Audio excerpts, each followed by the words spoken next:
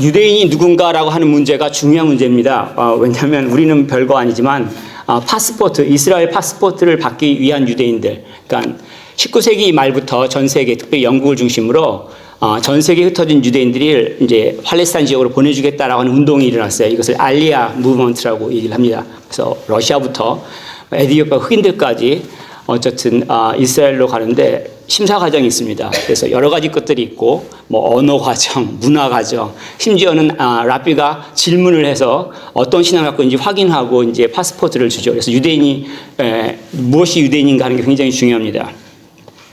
그 오늘날 유대인 선교하는 분들도 누가 유대인인지 겉으로 봐서는 알 수가 없어요. 백인도 유대인이고 흑인도 유대인이에요. 그래서 기준들이 분명하고 필요하죠. 이제 우리 같은 경우에는 마지막 때가 언제인가, 주님께서 언제 오실 것인가 라고 하는 징조들인데 그 중에 하나가 유대인들의 회복을 로마서 11장에서 말하고 있습니다. 그렇기 때문에 누가 유대인인지 모르면 누가 회복되는지도 모르겠죠. 그렇기 때문에 알 필요가 있고, 특별히 우리가 읽은 본문 가운데서 진짜 유대인이 누구냐라는 질문을 하고 있죠.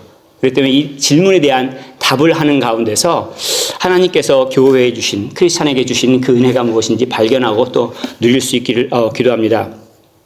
지금까지 로마서 시작하면서 하나님의 그 공의가 드러났다.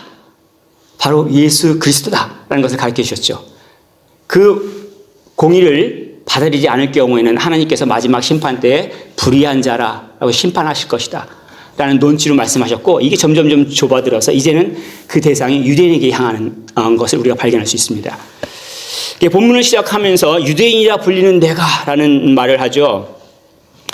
이것들을 이제 영어로는 if you are Jew라고 시작을 합니다. 저보고 누가 너가 만약 목사면 이렇게 하면 일단 다음번 말 듣기도 전에 벌써 기분이 확 나빠지고 이제 너 나랑 싸우지 않는구나 라는 말로 전투적으로 변하죠. 지금 불지르는 말이거든요. 지금 로마 교회 안에 유대인 출신 크리스천들이 있습니다.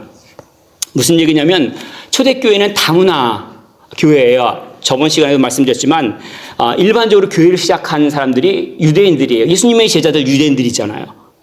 오순절 때 예루살렘에 와서 그 성령 강림절 그리고 또 베드로가 한 설교를 들은 유대인들이 각지 뭐 저쪽 갈라디아, 이집트, 로마로 들어가서 교회를 시작했습니다. 그래서 초대교회 당시에 바울이 주로 회당을 중심으로 전도를 했죠. 그래서 교회가 유대인들 중심으로 시작했는데 전도를 하다 보니까 그 지역에 있는 사람들이 교회에 와요. 그럼 이 사람들은 굳이 말하자면 이방인 출신 크리스찬 그렇게 얘기를 하죠. 근데 그러한 교회 안에서 이 유대인 출신 크리스찬들은 우월감을 갖고 있습니다. 나 잘났어 이거를 갖고 있는 거예요. 생각으로. 이걸 이제 고상한 말로 이제 chosen people 아니면 선민 의식, 엘리트 의식이라고 얘기합니다. 근데 기본적으로 아무리 어려운 말 써도 간단합니다. 내가 너보다 잘났어 이거예요. 이제 오늘날 도덕적인 측면에서 이건 모럴리즘이라고 하죠. 내가 너보다 더 잘 알아. 내가 하는 말이 너보다 더 수준이 높아. 내가 하는 행동이 너보다 훨씬 더 뛰어나. 이런 기본적인 생각을 모럴리즘이라고 합니다. 근데 이렇게 할 만해요. 17절부터 보면은 하나님을 자랑하죠. 18절에 하나님의 뜻을 알아요. 19절에 율법을 아는 자예요. 누군가 이렇게 얘기합니다. 어저께 하나님께서 나한테 말씀하셨어. 잘 들어. 이 얘기 무슨 얘기예요? 내가 너보다 하나님하고 더 가까우니까 내 말 들어. 이 얘기가 깔려 있는 거거든요. 근데 실제 유대인들은 역사 가운데 하나님께서 택하시고 또 율법을 주시고 거기에 맞춰서 살아가려고 하기 때문에 수준이 높아요. 도덕적인 수준이 당시 이방인들에 비해서 굉장히 높습니다. 그래서 심지어는 많은 사람들이 이방인임에도 불구하고 유대인이 되려고 개종을 합니다. 왜냐하면 그들이 살아가는 방식이 자기가 살던 방식하고 너무 차이가 나니까. 원래 이 유대인의 기준을 아브라함으로 잡죠. 그래서 요한복음 8장에 보면 예수님께서 성전에서 가르치실 때 유대인들이 우리는 아브라함의 자손이라 라고 자랑을 합니다. 근데 다 같은 아브라함의 자손이 유대인이 되지 않죠. 이스마엘 같은 경우, 에서 같은 경우 유대인이라고 안 부르잖아요. 그래서 굳이 유대인이라고 얘기할 때는 이건 유대 왕국에 속한 사람이라고 문자적으로 표현할 수 있습니다. 주 아니면 주이시라는 게 유대 왕국. 왜냐하면 이스라엘 역사 가운데 솔로몬 왕 다음에 나라가 반동강 났어요. 남쪽은 유다, 북쪽은 이스라엘. 근데 북쪽 이스라엘 사람들은 정통성이 없어요. 왜냐하면 남쪽 왕이 르호보암이에요. 다윗의 손자이고 솔로몬의 아들이에요. 왕의 정통성이 유다한테 있다는 얘기예요. 또 나중에 아수르에서 이스라엘이 망합니다. 그리고 그 정책에서 온갖 민족을 섞어놨어요. 그래서 나중에 이스라엘 사람들이 이쪽 사람들을 보고 사마리아 사람이라 하고 말도 안 걸죠. 정통성이 있다는 거예요, 유대인들은요. 또 할 일도 고상해요. 19절, 20절 보면은 맹인들의 길을 인도하는 자요, 어둠에 있는 자의 빛이요. 또 20절에는 어리석은 자의 교사요, 어린아이의 선생이라라고 유대인들의 역할들을 설명하죠. 이것들은 창세기 19장에, 출애굽기 19장에 하나님께서 모세하고 언약을 맺으면서 십계명을 주시면서 뭐라고 말씀하셨냐면 제사장 나라가 되고 거룩한 백성이 될 것이다 라고 말씀하셨어요. 그리고 다니엘서 마지막 장에 다니엘이 앞으로 일어날 일들을 보고 예언을 하죠. 지혜 있는 자는 궁창의 빛과 같이 빛날 것이요. 그러니까 어두운 밤하늘에 빛나는 별과 같을 것이다 라고 해서 유대인들은 자기들이 그런 존재로 생각하는 거예요. 이 정도면 사실 역사 대대로 살펴보면서 자부감이 좀 생기죠. 내가 너보다 낫다. 예수님 당시엔 이게 절정을 치닫았습니다. 어느 정도냐면 내가 너보다 더 나으면 어떤 걸 의미하냐면 너는 나보다 나아져. 이게 자동적으로 됩니다. 나는 사람이야, 축복받은 사람이야. 그럼 너는 사람도 아니네? 멍멍이네? 예수님께서 수로보니게 여인과 대화하는 가정 가운데서 여인이 축복을 구하자 뭐라고 말씀하셨냐면 개로 얘기하죠. 근데 그 예수님이 이상해서 그런 게 아니라 당시 유대인들이 갖고 있던 일반적인 생각이라는 얘기예요. 이게 좀 너무하다고 생각할 수가 있는데 오늘날 사실 교회에 이런 유대인들이 있습니다. 내가 너보다 더 나아. 나는 교회 다닌 지 30년이 됐어. 나는 너보다 직분이 높잖아. 나는 말씀을 매일같이 읽어. 넌 언제 한번 읽어봤어? 나는 신학을 했어. 그것도 정통 복음주의 신학교에서 우수한 성적으로 졸업했어. 내가 너보다 나아. 이런 생각을 하고 있으면 교회 안에 유대인이 되는 거죠. 사실 목사 역할은 말씀을 가르치는 거기 때문에 좀 가르치는 것들이 일이다 보면 목사로서 어떻게 보면은 교만할 때가 좀 있습니다. 그래 혹시라도 제가 그런 모습을 보인 것에 대해 상처받으신 분들 사과를 드립니다. 혹시라도 여러분들이 그걸 느끼시면요 기도해 주시고 또 친절하게 권면을 해주시면 너무 고맙겠습니다. 근데 어쨌든 간에 유대인들이 이런 교만함들을 보이면 문제가 있습니다. 먼저 그 삶 자체가 모순이에요. 21절부터 27절에 이 모순을 얘기하는데 율법과 할례라고 유대인들이 자랑하는 게 이 두 가지예요. 율법, 하나님의 기준, 이렇게 수준 높아. 그렇게 얘기했더니 뭐라고 합니까? 야, 그럼 너는 율법 가지고 남들을 가르치지? 근데 너는 가르치니? 라고 21절에 얘기를 합니다. 매일같이 성경 읽는데요. 잘 알아요. 남들에게 가르칩니다. 근데 뭐라고 말하냐면 바울이 너한테는 왜 안 가르치니? 이렇게 얘기하는 거예요. 무슨 얘기예요? 말씀을 안다고 하면서 왜 그 말씀대로 행동에 취하지 않아? 그 얘기죠. 이게 무슨 얘기예요? 하나님의 말씀을 듣고 불순종했다는 얘기잖아요. 많은 사람들이 이 부분에 대해서 두려움을 느끼고 경고를 합니다. 그래서 마틴 로이 존스 목사님 생전에 로마서 강의를 하셨을 때 이런 강의 가운데 이렇게 있습니다. Allow the scripture to search you, otherwise it can be very dangerous 하고 얘기를 했습니다. 그러니까 제가 한국말 좀 파라프레이즈하면 듣고 순종하기 위해서 말씀을 읽지 않으면 자신에게 저주가 된다. 이렇게 말씀하시는 거예요. 말씀을 듣고 안 지키면 어기는 거잖아요. 그 중에 몇 가지 예를 22절부터 들죠. 간음하지 말라 한 내가 간음하느냐. 겉으로는 도덕적인 삶을 살았어요. 이방인들도 그것도 알아요. 그래서 개종까지 하려고 합니다. 근데 예수님께서 뭐라고 하셨냐면 그 마음 가운데 음욕을 품는 자마다 간음하였다라고 선언하죠.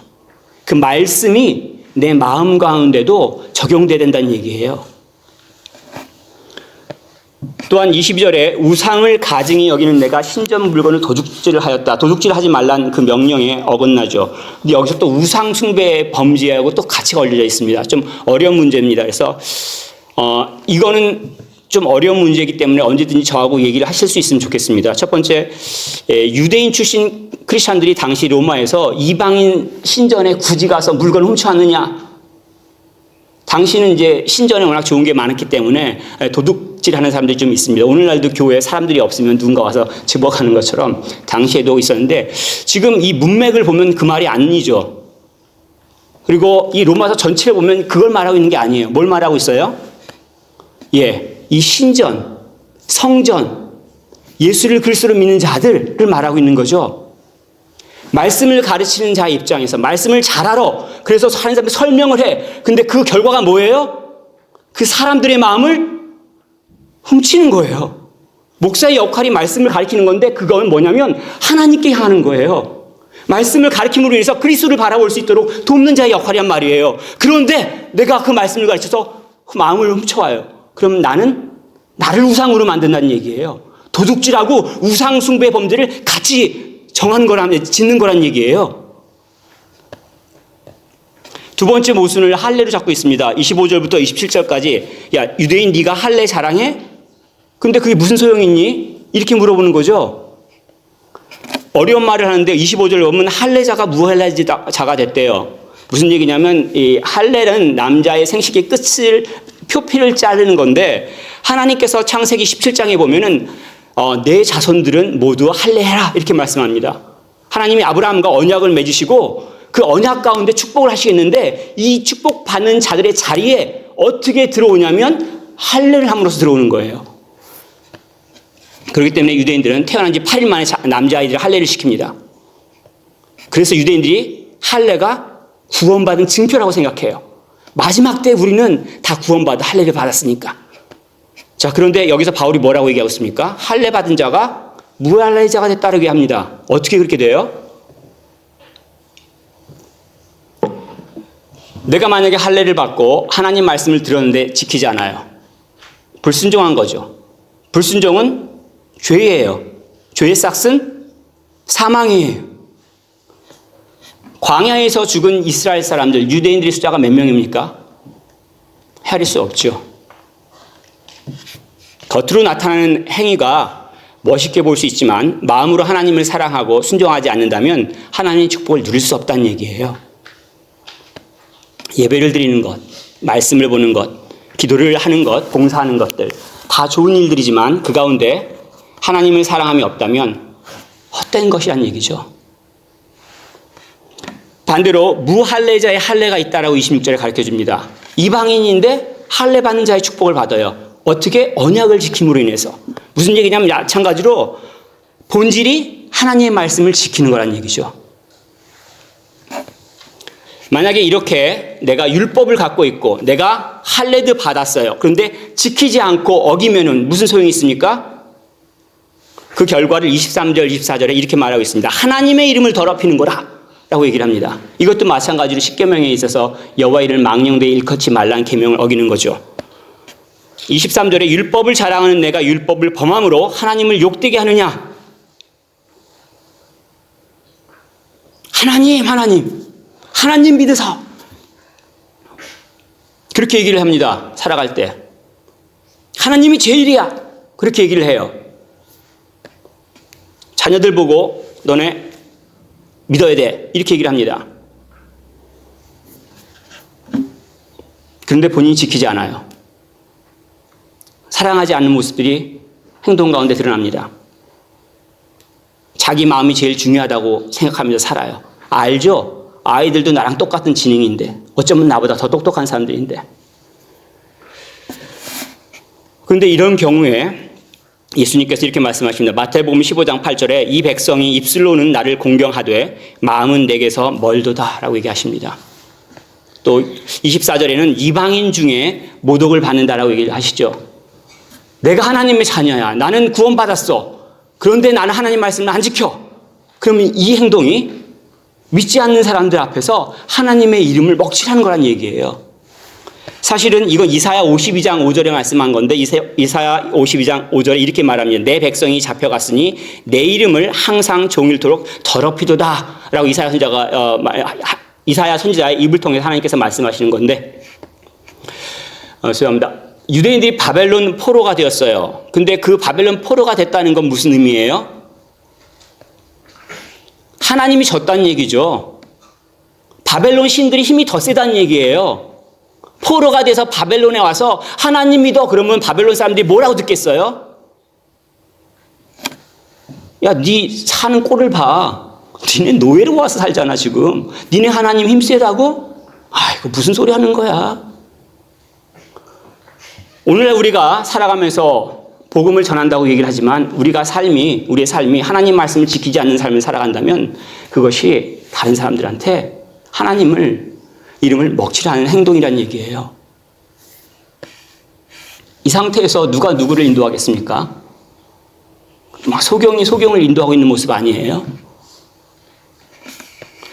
자, 근데 왜 유대인들은 여기서 이 교회에서, 로마 교회에서 율법을 강조하고 할례를 강조합니까? 사실은 로마 교회만의 문제가 아닙니다. 다른 복음서들을, 편지를 좀 읽어보면 갈라디아서 같은 경우, 골로새서 여러 가지 문제들이 있지만 기본적으로 교회 내에서 유대인들의 율법을 지켜라.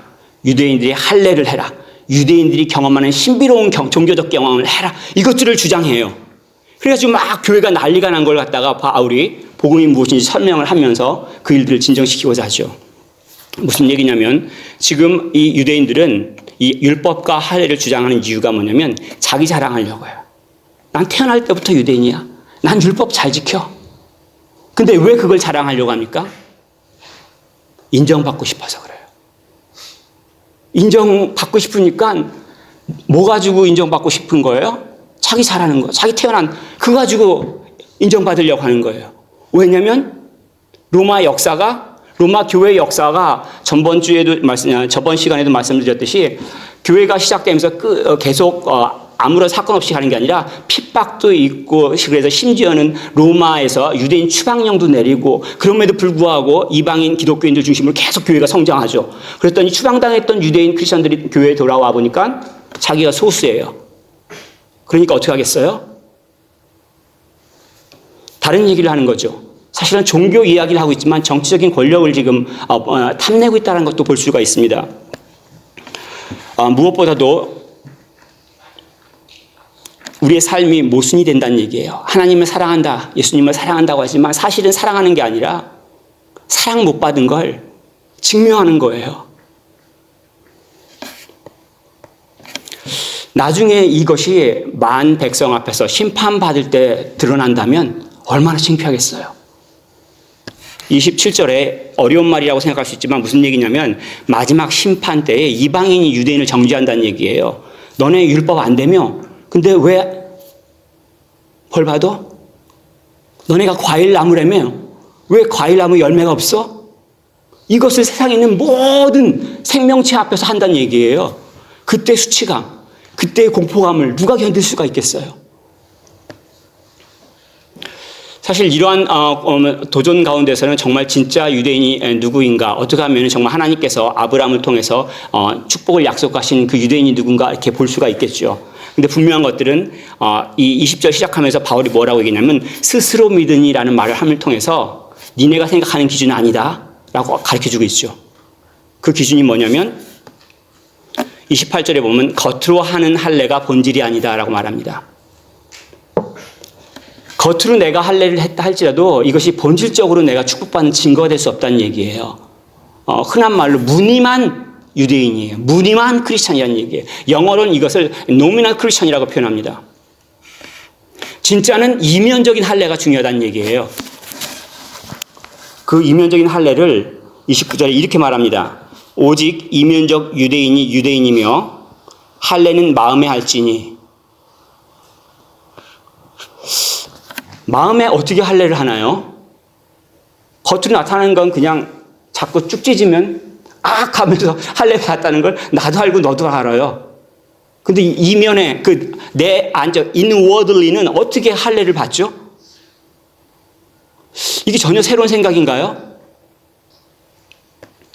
근데 아주 오래전부터 하나님께서는 우리에게 이 마음의 할례를 받으라고 권면하셨습니다. 신명기 10장 16절에 모세를 통해서 이렇게 말씀하십니다. 그러므로 너희는 마음의 할례를 행하고 다시는 목을 곧게 하지 말라. 모세 때부터도 마음의 할례를 받으라고 말씀하신 거예요. 그 에레미야 선지자가 유다가 망하게 돼서 바벨론 포로를 갔을 때 뭐라고 얘기하냐면 에레미야 4장 4절에 유다인과 예루살렘 주민들아 너희는 스스로 할례를 행하여 너희 마음 가죽을 베라. 본질적으로 진짜 신앙은 겉으로 나타나는 행동뿐만이 아니라 우리 내면의 변화가 있다란 얘기예요. 이 내면의 변화가 없으면 본질적인 신앙을 하지 않고 있다는 얘기예요.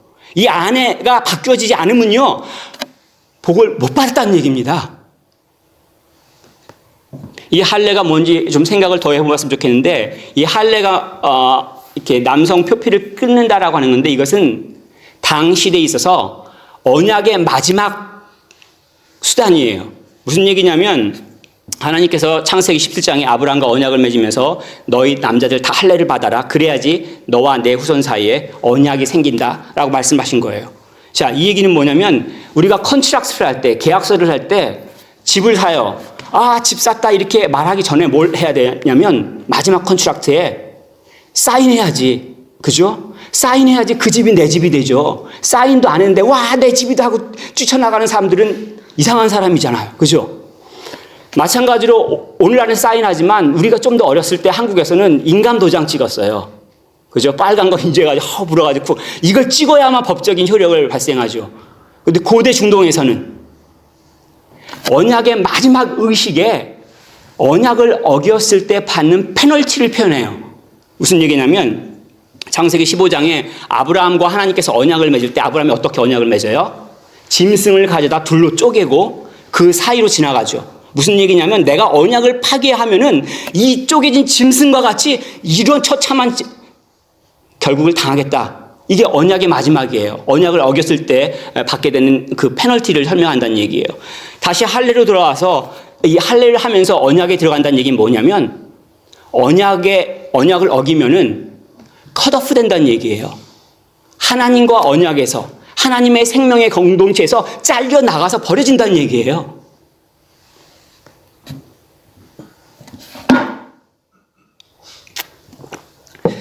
그런데 신약에 오면은 그리스도의 할례라는 말씀을 가르쳐주고 있습니다. 골로새서 2장 11절에 또 그 안에서 너희가 손으로 하지 아니한 할례를 받았으니 곧 육의 몸을 벗는 것이요 그리스도의 할례니라. 손으로 하지 아니한 할례, 그 마음에 받는 할례죠. 근데 이걸 그리스도의 할례라고 얘기를 하죠. 무슨 얘기를 하고 있냐면 예수님이 십자가에서 죽으신 걸 설명하는 거예요. 예수님이 십자가의 죽으심으로 하나님의 공동체, 생명의 공동체에서 컷 오프 되셨다는 얘기예요. 하나님으로부터 컷 오프 되신 게 예수님이란 얘기예요. 근데 예수님은 죄를 짓지 않았잖아요. 언약을 어기지 않았어요.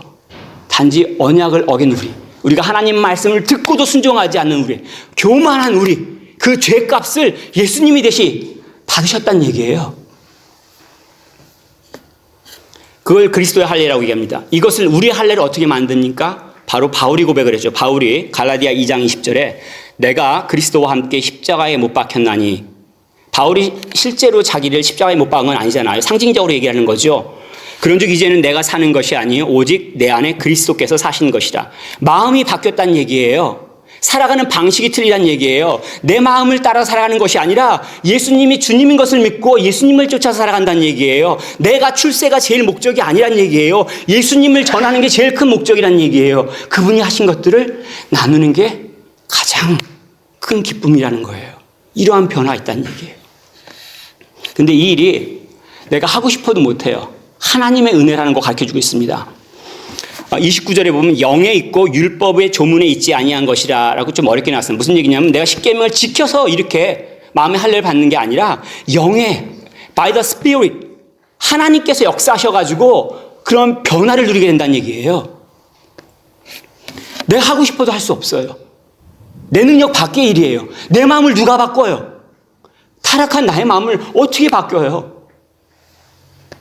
근데 하나님께서 바꾸시겠다고 오래전에 약속을 하셨습니다. 신명기 30장 6절에 내 하나님 여호와께서 내 마음과 내 자손의 마음에 할례를 베푸사 너로 마음을 다하며 뜻을 다하여 내 하나님 여호와를 사랑하게 하사 너로 생명을 얻게 하실 것이며. 하나님 싫어요. 난 내 마음대로 살고 싶어요. 내가 하고 싶은 게 제일 좋아요 하는 사람을 바꾸셔가지고 하나님을 사랑하더라. 마음을 다해서, 생명을 다하면서 이 일들을 하나님께서 하신다는 얘기예요. 요한 사도가 나중에 요한복음에서 이렇게 고백합니다. 하나님의 자녀는 혈통으로나 육정으로나 사람의 뜻으로 나지 아니하고 오직 하나님께로부터 난 자들이라. 바울은 뭐라고 고백합니까? 에베소서에서 믿음을 통한 구원은 하나님의 선물이다. 하나님께서 주시는 걸 가르쳐주고 계시죠. 진짜 유대인이 누구냐라는 질문에 성령 하나님께서 우리 가운데 역사하셔서 그리스도의 할례를 받은 자들을 말합니다. 이런 할례를 받은 자들은 제일 중요한 게 예수님이에요. 예수님이 희생을 당하신 것. 내가 마땅히 당해야 될 희생을, 내가 마땅히 치러야 될 대가를 대신 치르신 것 때문에, 그것 때문에 내가 미안해하고, 그것 때문에 내가 감사하고, 그래서 내가 나대지 못해요. 그래서 교회를 섬기는 거잖아요. 나랑 다른 사람을 어떻게 섬겨요?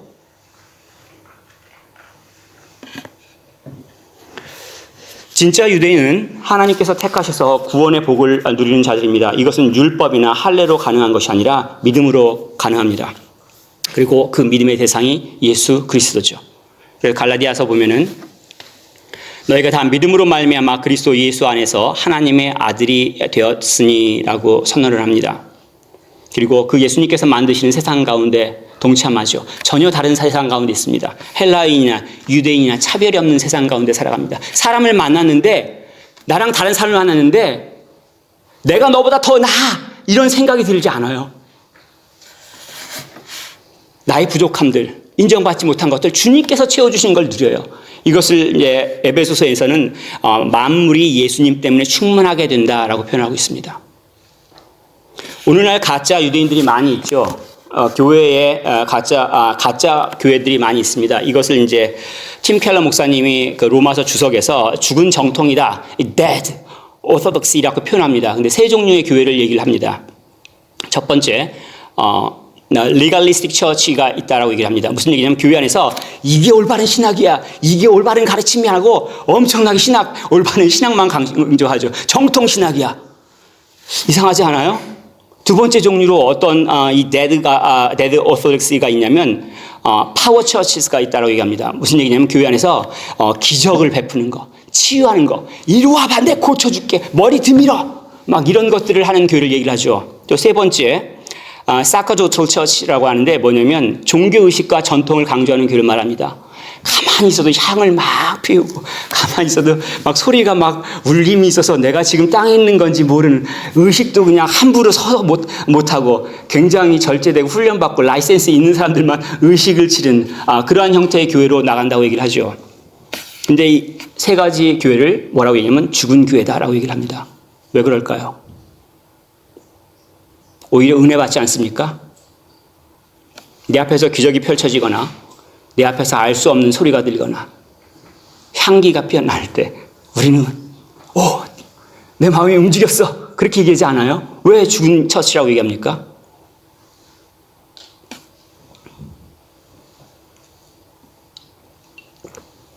이런 것들이 나쁘다라고 말하는 것들이 아니라 이런 것들을 강조함으로 인해서 어떤 일이 벌어지고 있어요?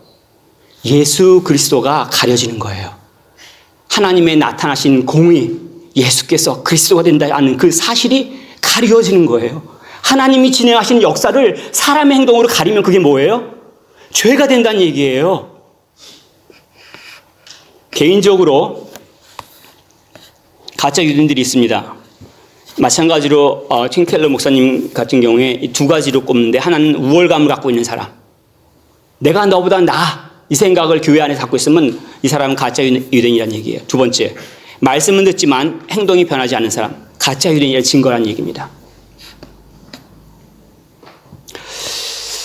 반대로 이 복음을 정말 믿는다면 굉장한 위로가 있습니다. 무슨 얘기냐면 나 같은 이방인도 차별을 하시지 않으세요. 하나님께서 끝이 없는 주 예수 그리스도라고 하는 복을 막 부어주신다는 얘기예요. 아무리 실패하고 아무리 넘어져도 다시 시작하면서 소망을 품는, 정말 아무것도 없어도 소망을 품을 수 있는 은혜를 부어주신다는 얘기예요. 그리고 그것이 내가 잘해서 한 게 아니라, 내가 잘해서 받는 것이 아니라 예수님이 그리스도가 되는 사실 때문에 받는다는 거예요. 어떤 일이 벌어도 흔들리지 않아요. 내 환경이 바뀌어도 흔들리지 않아요. 나 같은 사람도 사랑할 수 있고 나 같은 사람도 말씀을 지키며 이전과 다른 삶을 살 수 있도록 축복을 부어주십니다. 무슨 얘기냐면 교만하고 이기적인 나만을 자랑하고자 하는 사람을 하나님께서는 택하시고 은혜를 주셔가지고 어둠에 있는 소경들을 인도하시는 밤하늘의 별과 같은 존재로 세우시겠다는 얘기예요. 그 별과 같이 높이 들으실 때 여러분들 어떤 빛을 비추시겠어요? 하나님께서 드러내신 예수 그리스도가 우리가 비추는 빛이 되기를 축복하고 권면하겠습니다.